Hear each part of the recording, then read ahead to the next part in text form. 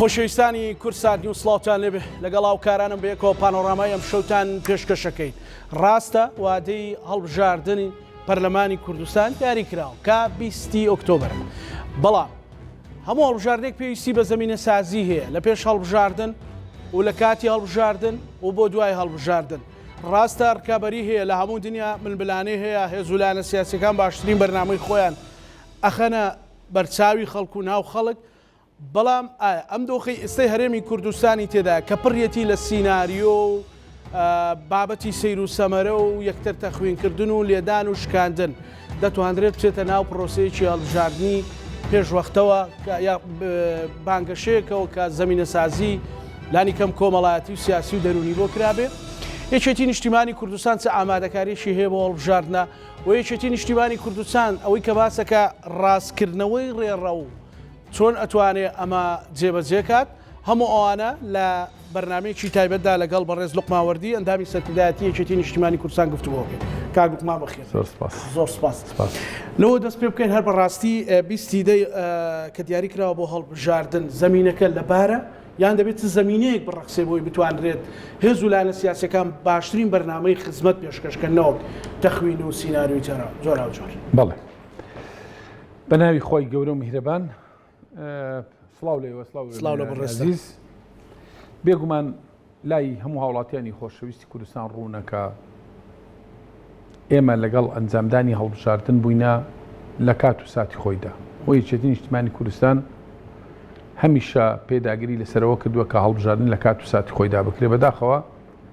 پارتی بە پاساوی ناجۆر هەوڵیدا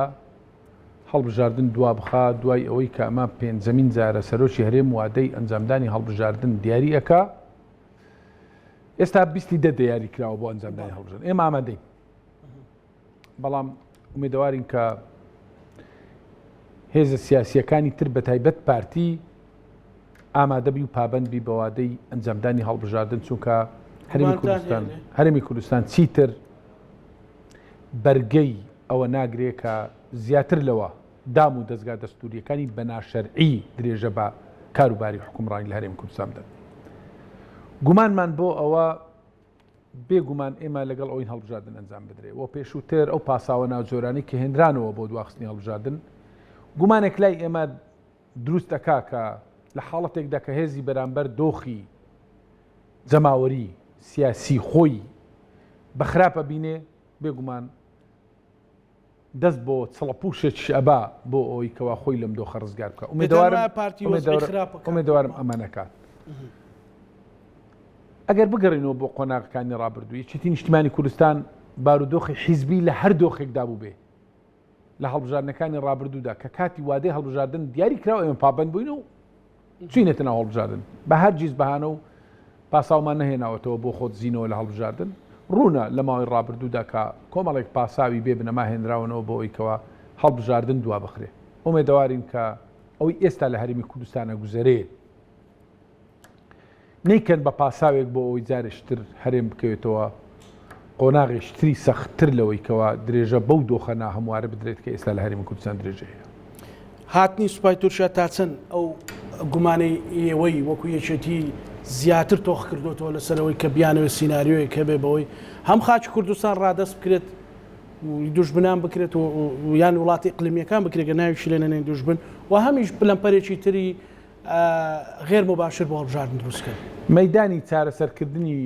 کێشەکانی وڵاتی تورکیای دراوسێ ناوخاچی خۆیەتی وڵاتی خۆیەتی. ئێمە نەمان شاردووەتەوە هەموو دەستەی وەردانێک لەگەڵ وڵاتانی دەر و دراوسێ ڕەتەکەینەوە و بەڕەوای نابینین خاچی هەرێمی کوردستان بەکار بێ بۆ هێرشکردنە سەر وڵاتانی دەر و دراوسێ، ئەبێ سیادەی وڵاتانی دەر و دراوسێ لە بەرچاو بگیرێ پاراستنیان. بەڵام وڵاتی تورکیا لە ساڵانی ڕابردوودا بە دیاریکراوی هێزێکی ئابووری و مرۆیی گەورەی بەکارهێنا بۆ ڕوبەڕووبوونەوەی بسوتنەوەی ڕزگاری خوازی گەلی کورد لە باکووری کوردستان، بەڵام سەرنجام هیچی دەست نەکەوت. بۆیە باشتری وایە لە نێو خۆی وڵاتەکەی خۆی دان بە مافەکانی گەلی کورددا بنێ و پرۆسەی ئاشتی دەست پێ بکاتەوە بە نێوەنگیری هێزێکی نێودەوڵەتی و چارەسەری کێشەکانی خۆی بکات و چیتر ئابووری تورکیا ڕوبەڕووی ئەم داڕمانە نەبێتەوە و خەڵک جەرجی نەسووتێت بەم دۆخەکەیە چونکە لە ساڵانی ڕابردوودا ئەزمموی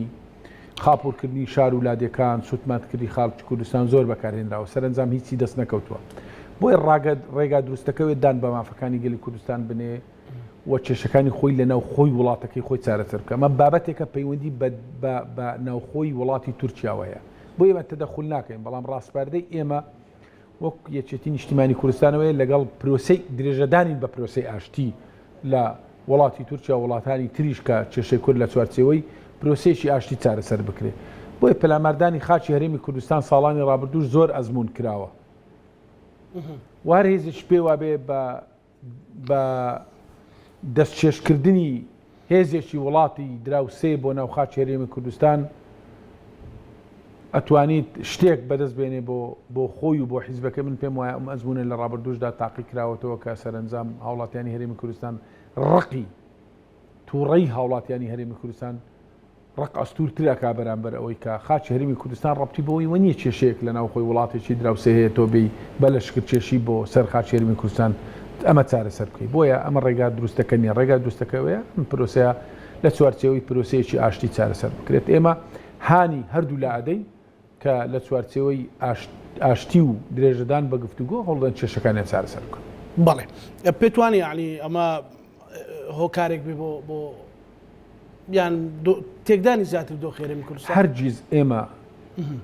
ئاواتی ئەوە ناخوازین دۆخی سەقامگیری هەرێمی کوردستان بە ئامانزێک لە بەرژەوەندی هێزێکی سیاسی دیاریکرا و تێک بدرێت بۆیە دەستچێشکردنی هێزی وڵاتێکی دراوسێ بۆ ناوخاچی هەرێمی کوردستان ئەمە تاوانە تاوانێکە بەرامبەر هاوڵاتیانی هەرێمی کوردستان تاوانێکە بەرامبەر بە سەقامگیری هەرێمی کوردستان ئەکرێت و تاوانێکە بەرامبەر بەوەی کەوە ئێمە ئەرکێکی ئەخلاقیمان لەسەرەکە کە پابند بین بە پاراستنی خاک و ئاو ئاسمانی هەرێمی کوردستان کامە تاوانێکی گەورەی ئومێدەوارم هیچ هێزێکی سیاسی پەنا نەباتە بەرەوە کە بەداخەوە ئێستاەوەی یەگوزەرێ و ئێمە ئیبینین کە گومان ئەکرێکە قۆناغێکی مەترسیدارتر و بەڕووی هەرێمی کوردستان ببێتەوە کە ئێمە وەکێچێتی نیشتیمانی کوردستان ئەمە هەم ڕەت ئەەکەینەوە هەم هانی هێزە سیاسەکانی کوردستانە دەین کە هەرگیز بی لە کارێکی وهانەکەنەوە چکە ئەمە بە زیانی هاوڵاتیان و وڵاتەکەمان و خۆشیان تەواو کاک لوقمان لە سوۆشیال میدیا زیاتر ڕاستی ئەمە ڕێی فەرمینە بۆ باز لەوە کرا کە دیاریکردنی ئەو یۆوادەیە دەکەوێتە 16 ئۆکتۆبەر کە ئەمە حملەیەکی کەمەرچێن دەبێت بۆ یەکێتی لەبەرەوەی یەکێتی پێیان وایە خیانەتی کردووەوە و تێپەڕاندنی سیوێکی ئابیش لە ناو حملەکە یعنی ئەم بابەتە تافی ئانە کاریگەری لەسەر یەکێتی دەبێت یان جەزرەبەن لە یەکێتی دەدرێن لەو کاتەیە ئێمە لەگەڵ ئەنجامدانی هەڵبژاردنین و خوازیارەوە بووین کە لە دەی 6 ئەنجام هەڵبژاردن ئەنجام بدرێت بەڵکو زووتریش خوازیار بووین لە 5 لە 15 لە دەین و ئەنجام بدرێت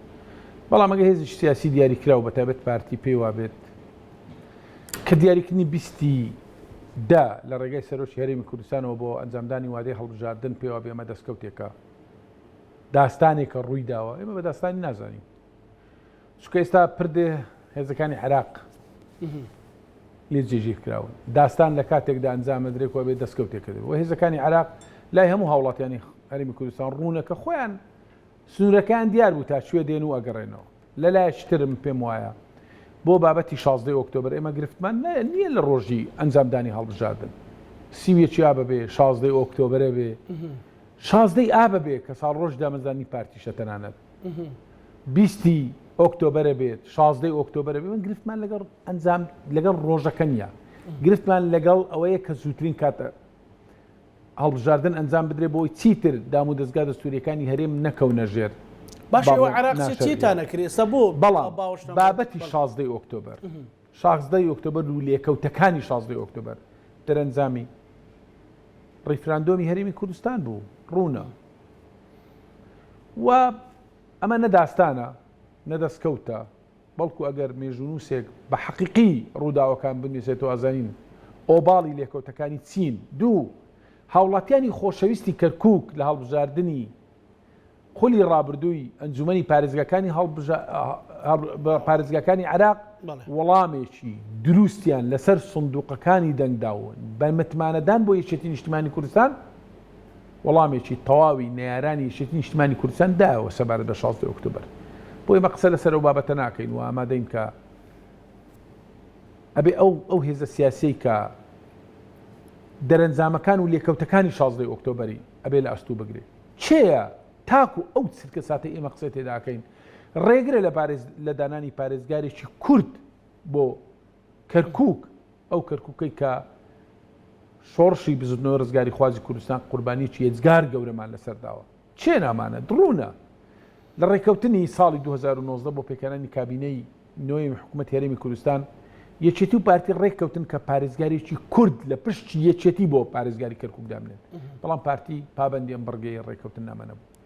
ئۆباڵی دانەنانی پارێزگارێکی کورد بۆ کەرکووک کێچێتی نیشتیمانی کوردستان شخصیت و کەسایەتێکی بێلایەنیشی دیاری کرد پارتی هەر نەهاتە ژێربار ئۆباڵ و لێکەوتەکانی ئەکەوێتە ئەستوی پارتی بۆیش خەڵک لە کەرکووک لەسەر سندوقەکانی دەنگدان سزای پارتیاندا لە هەڵبژاردننی 16 ئۆکتۆبرەوەە هەرهی سوۆشال میدیا و ئەمە بابەتێکە بۆ پاساوهێنانەوەی بۆ ئەو شکستە گەورەی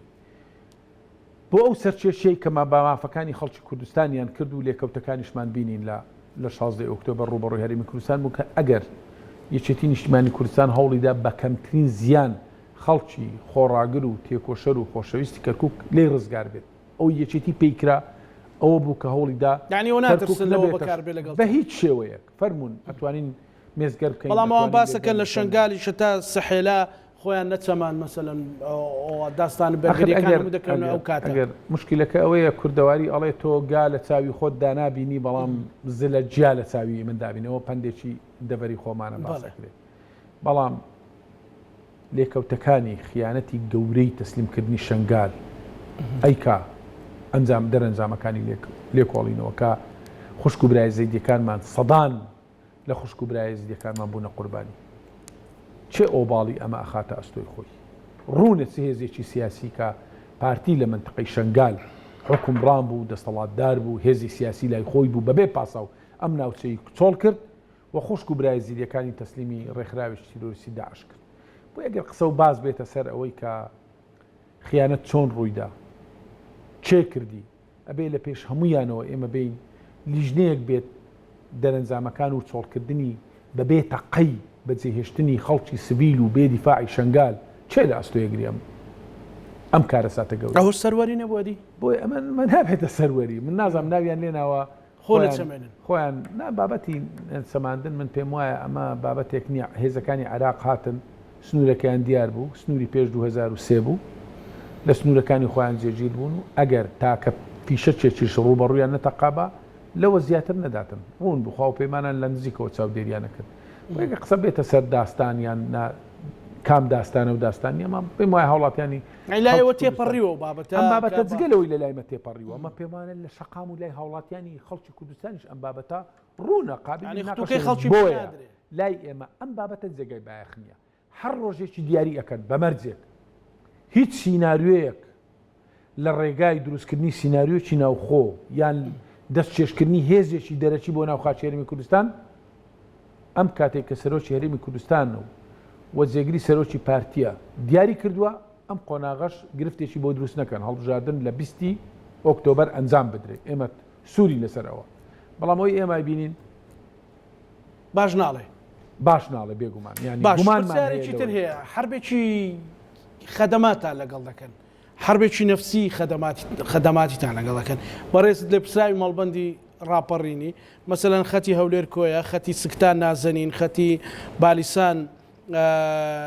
شکارتە ئەوانە هەمووی لای خۆی قیر کردو بەردەوام پرۆژەی هەیە بەس ئەوانەی بە هەرچەندە سەر بە سنووری پارێزگای هەولێریشن بەڵام بە خراپی هێشتۆتەوە وڵی خۆزگەلای خۆشی قێر کردبایە چکێمە خۆمان بە پەرپر سەزانی بەرامبەر بەم هاوڵاتیانش جۆچایی دینێوان هەولێر کۆیە زیاتر لە 13 ساڵە بەردی بناغی دانراوە تاکو ئێستا یەک تاکە دیناری بۆ تەرخان نەکردووە کە پێویستە لە داهاتی هەولێر تەرخان بکرد ڕێگای نێوان سماقولی هەولێر ئەبینی چ ڕێگایەکی ناخۆشە تاکو ئێستا یەک تاکە دیناری لێ سرف نەکردووە جادەی بالیسان شکارتە کە ئەمە لەسەر بودجەی پارێزگای هەولێر کراوە تاکو ئێستا ئامادەنی 1 تاکە دیناری بۆ سەرفکە ڕاست بوو کە ئێوە پارەتان سەرف کردووە. بانکی سلێمانی 550 میلیۆن دیناری بۆ کۆمپانیای جێبەجێکار تەرخان کردووە بۆ ئەوی پرۆژەکە نەوەستەی کۆمپانیەکە با بڵێن درێژە بە ئیشوکارەکانی خۆی بدە ئێمە لەسەر هێڵین لەوەی بۆ هەوڵ بدەین لە ڕێگای بانقی سلێمانیەوە بانقی هەرێم لە سلێمانیەوە هەوڵ بدەین با بڵێن پارەی پێویستی بۆ تەرخان بکەین بۆی ئەم دۆڵی باریسان و خۆشناوەتی کە لانکەی شۆڕش و شوێنی خەبات و تێکۆشان و قوربانیدان بووە بالیسان و شێخوەسان وەرێ کە ڕوبەڕووی چیمیاباران و هاوڵاتیانی سڤیلی یەجگار زۆر بووینەتە قوربانی جگەلەوەی خەڵکە تێکۆشەڕ و شۆڕژێرەکەی 1 تاکە زادەی پێڕەوا نابین کۆیە بالیسان کۆی داهاتە سەر بە پارێزگای هەولێرن کۆی داهاتەکەیان داهاتی شارەوانیان داهاتی ئاوەڕۆیان ئەگەڕێتەوە بۆ بەڕێوەبەرایەتی گشتەکانی هەولێر ئامادەنین 1 تاکە دینار بۆ خزمەتگوزاری کۆیە تاق سکتان دۆڵی بالیسان و خۆشناوەتی سەر بکەن بۆ ڕێگای نێوان هیران و هیزۆب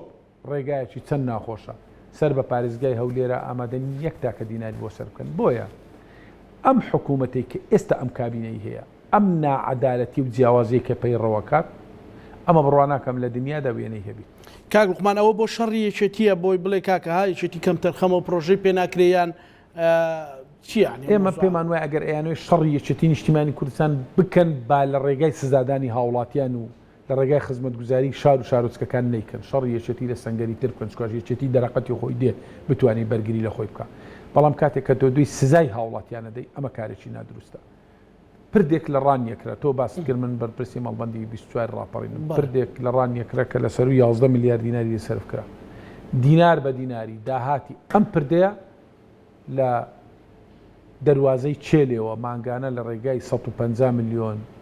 250 میلیۆن بۆ کۆمپانیای جێبەجێکار سەرف ئەکرا لە کاتێکدا کاتێکە ئیفتتاحیان پردەکرا ناویان وەکو دەستکەوتێکی و هەوڵیاندا وەکو دەستکەوتێکی سەرۆکی حکوومەت وێنایی بکەن خۆزگەوا بە بەڵام ئەمە 1 تاکە دیناری لە هەولێرەوە لە پایتەختەوە لە ئەنجومەنی وەزیرانەوە بۆ نەهاتووە هەموو ئەو پرۆژانی لە سنووری پارێزگای سلێمانی ئەکرێن کۆی داهاتەکەیان و پرۆژەکان و خەرجەکانە بێ لەسەر بودجەی پارێزگای سلێمانیەوە بکرێت بەڵام هەوڵە درێ دەستکەوتەکە بە شێوازێشتر بکرێت ئێمە بۆ نیگەرانی لەم کابینێ بۆ ڕازینین لەم کابینەوە بۆ باسی ڕێڕەوی ڕاستکردنەوەی ڕێڕەوی حکوومەڕانی ئەەکەین بۆ پێمان وایە ئەبێ ئەم دۆخە داسەپاوەی سەرهەرێمی کوردستان ئەوەی کە سەرچێشی بە ماف و دا و داخوازەکانی خەڵکی کوردستانەکرێ کۆتایی بێت لەبەرەوەی نائەدالەتی لە جێبەجێکردنی پرۆژەکانی خزمەتگوزاری هەیە نائەدالەتی لە دابەشکردنی داهات هەیە جیاکاری ئەکرێت سەرۆکی حکوومەت خۆی بە بەرپرسیاری تەواوی خەڵکی شار و شارۆچکانی کوردستان نازانێت جیاکاری ئەکات لە هەموو وڵاتێکدا لە سیستەمی حکومڕانی هەموو وڵاتێکدا داهات سەرچاوی هەرچیەک بێت لە هەر شوێیەک بێت لێ خەزێنە کۆ ئەکرێتەوە بە یەکسانی دابەشی سەر شار و شارۆچکەکان زۆر جارە وگلێت زۆرترین قوربانیدان زۆرترین ماڵوێرانی لەم دەبەرە بووە کەچی کەمترین دەستی خزمەتگوزاری باشوە هەر ئەوە نا دوو قەزات بۆ ئەبینم بۆ بنمونە بۆ دێمەوە لە سنووری پارێزگای هەولێر وێرە ئێمە باسی کۆیەمان کرد باسی بالیسانیشمان کرد کە دوو شوێنن قوربانیاندا ناوچەی قوربانیدانن ماڵوێرانن مەفروزە ئاوڕیان لێ بدرێتەوە سەر بە پارێزگای هەولێرن کەسی جیاکاریان پێ ئەکرێت قەزای ڕەواندوست کە لە ڕاپەڕینی ساڵی هەشتاکاندا بەشێک لە شارەکە وێران کرا و بەشێک لە هاوڵاتیانیش کرانە قوربانی تاکو ئێستا بڕۆ بەشێک لە گەڕەکەەکانی قەزای ڕەواندوست کێشەی ئاوی خواردنەوەیان هەیە لە حاڵەتێکدا کە بە دۆڵی ئاکۆیانیشەوە کە باشترین ئاوی پاچ خواردنەوە سەرچاوەکەی لەکوێیە لە بێخاڵە ئاوی بێخاڵە چێ بۆ مێرگەسۆر بەڵام بەڕەوا نابرین بۆ هاوڵاتیانی ڕەواندوست باڵەکایەتی کە ناوچەیەکە لە قوربانیدان لە پێشەوەی ناوچەکان بووە ئەمڕۆ 18 ساڵە 1 کیلۆمەتر لە جۆت سایدی نێوان چۆمان ئاجۆمەران کراوە کە بەردی بناغەکەی 18 ساڵ پێش ئێستا دانراوە لە حاڵەتێکدا یعنی لەکوێ بۆنی ئەوە بکەن یەکێتی داهاتی مانگانەی لەسەر 20 میلیارە قەسرێ ناوچەیەکە لەبەرەوەی قەڵای سەوز و لەشکان نهاتووی یەکێتی نیشتیمانی کوردستانە فەرموو کێشەی ئاوی خواردنەوەی هەیە زۆرینەی گەڕەکەەکانی نەحیە قەسرێ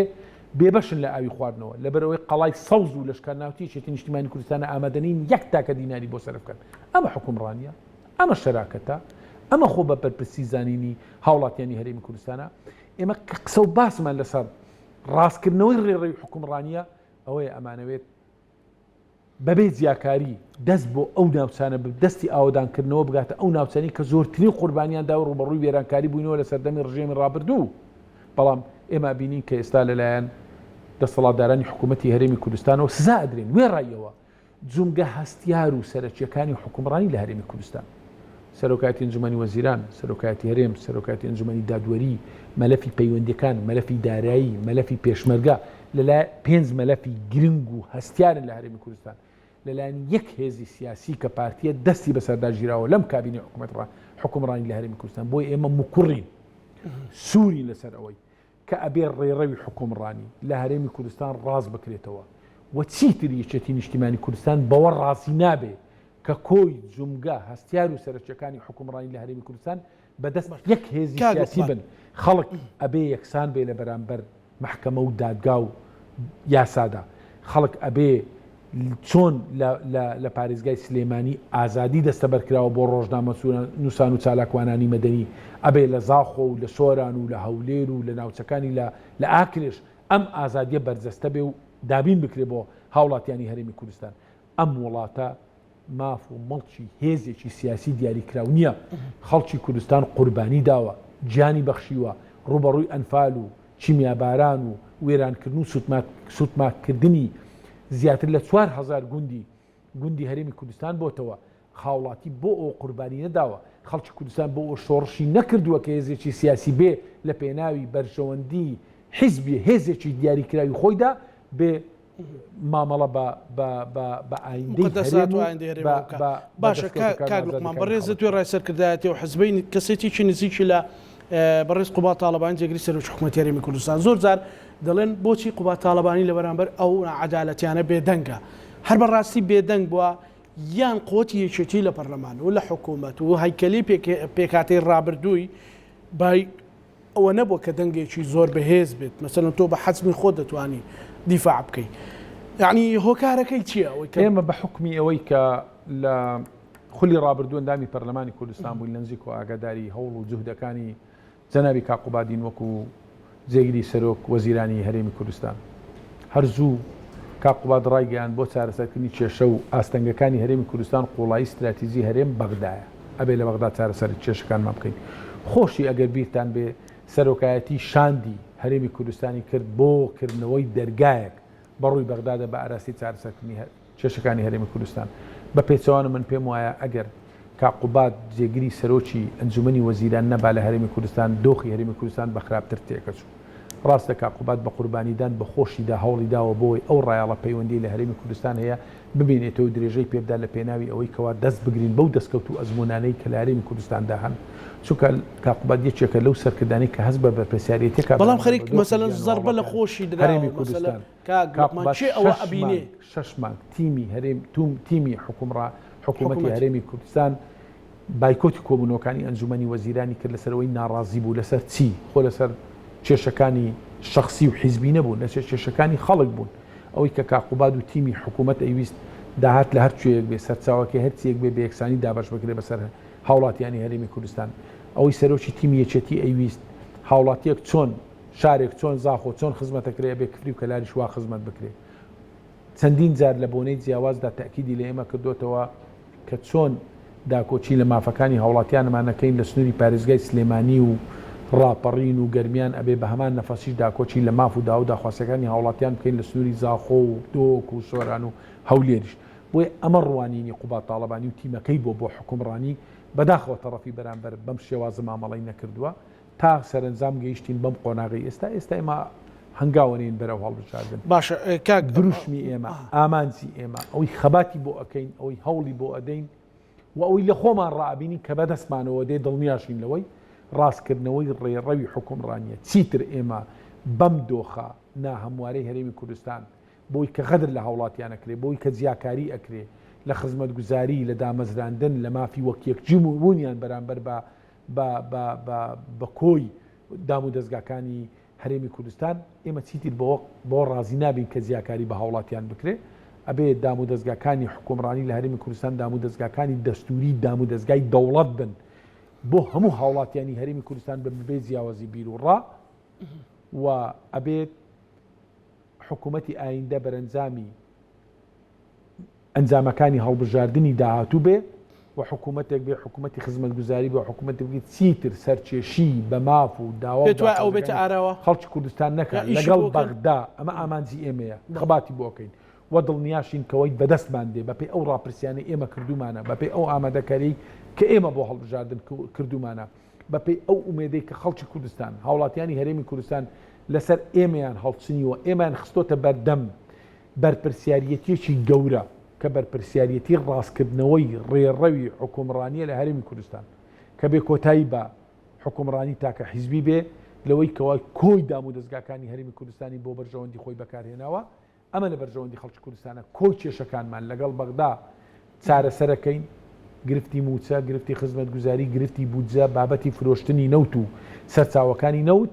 ناهێڵن هیچ گرفتێکمان لەگەڵ بەغدا بینێ لە چوارچەوەی دەستوری عراق ئەو دەستورەی کێمە خۆمان سەدا 96 وڵاتیانی هەرێمی کوردستان دەنجیان بۆ داوە خەباتی بۆ کراوە مافەکانی گەلی کورد جێگیر کراون لە چوارچێ ئەو دەستورە زەمانەتی مافەکانی خەڵکی کوردستانەکەین هەوڵ ئەدەین سەرەتایەکی باش لە بابەتی خزمەتگوزاری و ئارامی ئۆقرەیی لە هەرێمی کوردستان دەست بکات. کاک لوقمان مەسەلەن هێزە ئەمنیەکان ئەو دوو مانگە کێشە بۆ موچەکانیان دروست دەکرێت هەوڵی ئێوە چییە و داواکاری ئێوە چییە و ئایا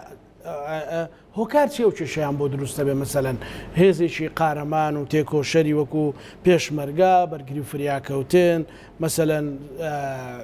دژە تیرۆر کۆماندۆ بڕۆ بۆ هێز تەنانەت هێزەکانی پارتیش مەسەلەن خۆ ڕەنگە بەشێکی زۆریان ڕازی نەبن لەو دۆخە بەڵام زێرەفانیە ئیتر پێشمەرگەی هەشتایە مەعاش وەرناگرن ینی ڕاستە ئەوان دەتوانن وەکو پارتی بێدەنجی بەڵام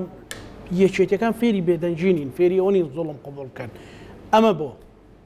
پێشمەرگە کە پارێزەری خاچی هەرێمی کوردستانە و پێشمەرگە و هێزە ئەمنیەکان ئاسایشەکان ئاسایش وێزەکانی ناوخۆ